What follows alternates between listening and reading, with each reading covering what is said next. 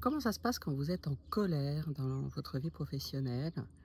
Il y a, j'imagine, des choses qui peuvent vous mettre en colère et je pense à plusieurs coachés qui, vraiment sont hyper en colère et d'ailleurs dans les séances, j'ai l'impression de me faire gronder, de me faire engueuler.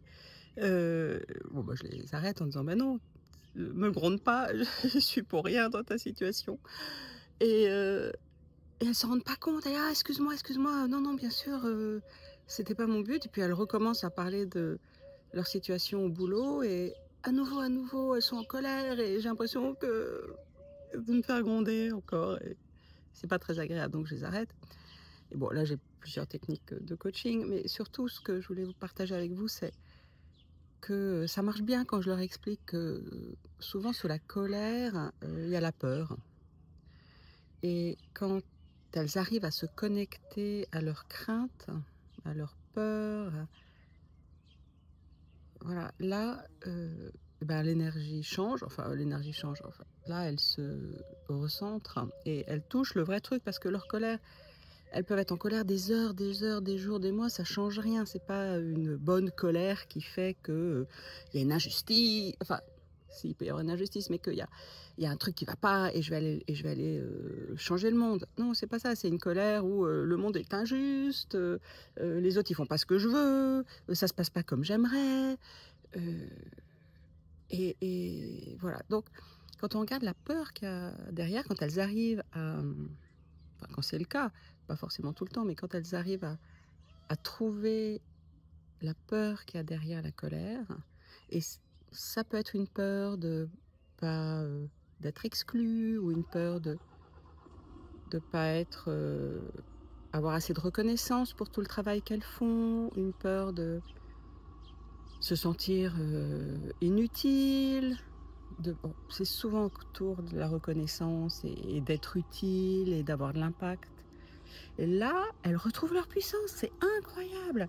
Et ensuite, et je pense à, voilà, une coachée récemment, j'ai vraiment encouragé à aller voir, le leader qui s'occupait d'elle et lui dire: «Bah, voilà», et même s'excuser, dire: «Écoute, vraiment, je m'excuse, d'avoir déchargé ma colère, lors de nos dernières, lors de nos dernières réunions, nos derniers rendez-vous, parce que en fait, j'ai réalisé qu'en dessous, bah, j'ai peur, que de pas atteindre, nos objectifs. J'ai peur que, voilà, on a un gros challenge, professionnel et j'ai peur que, si, voilà, j'ai peur de pas y arriver».